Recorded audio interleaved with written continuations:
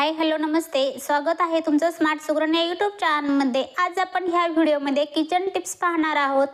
दही वडे करताना वडे न तळता आप्पे पात्रात केले तर तेल कमी लागते, तसेच पदार्थाच्या चवीतही फार फरक पडत नाही। गुलाबजाम बनवताना पाक नेहमी पातळच करावा, जास्त घट्ट पाक करू नये। पातळ पाक केल्यामुळे गुलाबजाम छान तयार होतात। गुळाचा चहा करताना दूध घातलं की चहा फाटतो, त्यासाठी गुळाचा चहा करताना चहा पावडर, आलं, दूध आधी घालून घ्यावं व सगळ्यात शेवटी गूळ घालावा, याने चहा फाटत नाही। खूप वेळा कपडे धुवू नये। पांढरे कपडे पहिल्यासारखे चमकत नसतील तर अशा वेळेला पाण्यामध्ये लिंबू पिळून त्या पाण्याने पांढरे कपडे धुवावीत, यामुळे पांढरे कपडे अगदी नव्यासारखी चमकतील। चपाती भाजल्यानंतर काही वेळाने कडक होतात। अनेकांना अशा चपात्या खायला आवडत नाहीत, तर पीठ मळताना लक्षात ठेवा की पाणी आणि थोडे दूध मिसळून पीठ मळून घ्यावे। असे केल्याने चपाती कधीच कडक होणार नाही आणि कित्येक तास मऊ राहील।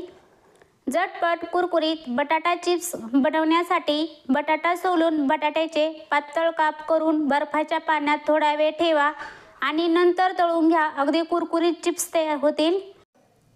लवंग निवडून घेतल्यावर त्यातील बारीक लवंगा व काड्या न फेकता वाळवून चहाच्या मसाल्यामध्ये वाटाव्यात। तसेच वेलची टरफले सुद्धा न फेकता चांगली वाळवून चहाच्या मसाल्यामध्ये वापरावीत, याने चहाची टेस्ट पण खूपच छान येते।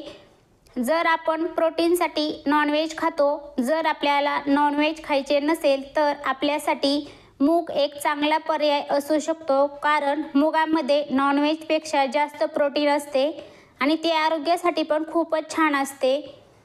कुकर लावण्याआधी डाळ तांदूळ अर्धा तास भिजवून ठेवा, म्हणजे गॅसही वाचेल व वरण भाताला छान चव येते। आपण घरी दुधाचे पनीर बनवतो तेव्हा पनीर काढल्यावर पाणी फेकून देतो, पण ते न फेकता कणिक मळताना वापरा। दुधावरची साय चांगली दाट येण्यासाठी दूध गरम करून थंड झाल्यावर फ्रीजमध्ये ठेवा, त्यामुळे साय छान भाकरीसारखी जाड येते। ज्वारीचे पीठ खूप दिवसाचे असल्यास ज्वारीचे पीठ भिजवताना त्यात थोडा शिजवलेला भात घालावे, यामुळे भाकरी करताना भाकरी नीट थापली जाते। हिरव्या मिरच्याच्या ठेच्यात जरासा लिंबाचा रस, चवीपुरतं मीठ घाला, तुमचा ठेचा आठवडाभर छान राहील। फ्लावरची भाजी शिजवताना त्यात थोडे दूध घालावे, म्हणजे फ्लावरचा रंग बदलत नाही। हलव्यासाठी रवा भाजताना त्यात अर्धा चमचा बेसन टाका, हलव्याची चव दुप्पट होईल। मलईमधून जास्तीत जास्त तूप काढण्यासाठी त्यात बर्फ घालून मिक्सरमध्ये हलवा, यामुळे सर्व लोणी वेगळे होऊन वर येईल आणि ताक तळाशी शिल्लक राहील।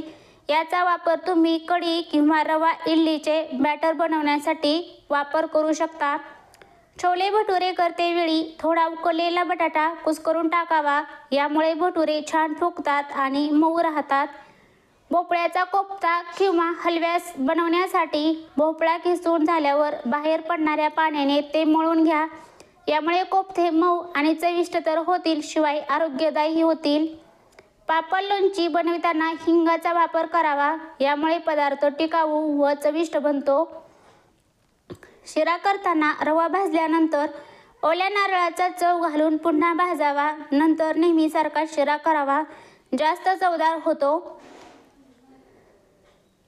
चहा गाळणीमध्ये चहापत्ती अडकली असेल तर गाळणीवर इनो टाकून घ्या आणि वरून लिंबू पिळा, त्यावर टोमॅटो केचप चाट टाकून छोट्या ब्रशने घासून घ्या, याने गाळणी अगदी स्वच्छ होईल।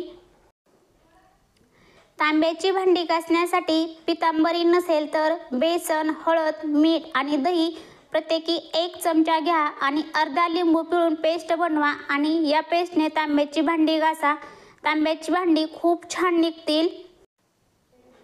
लिंबू वापरल्यानंतर ज्या साली शिल्लक राहतात त्या फेकून न देता एका डब्यात भरून फ्रीजमध्ये ठेवा आणि या साठवलेल्या सालींना मीठ लावून त्यांनी घरातील तांबे पितळेची भांडी चोळून घासा, तर भांड्यांना छान चकाकी येते आणि भांडी खूप दिवस खूप छान राहतात।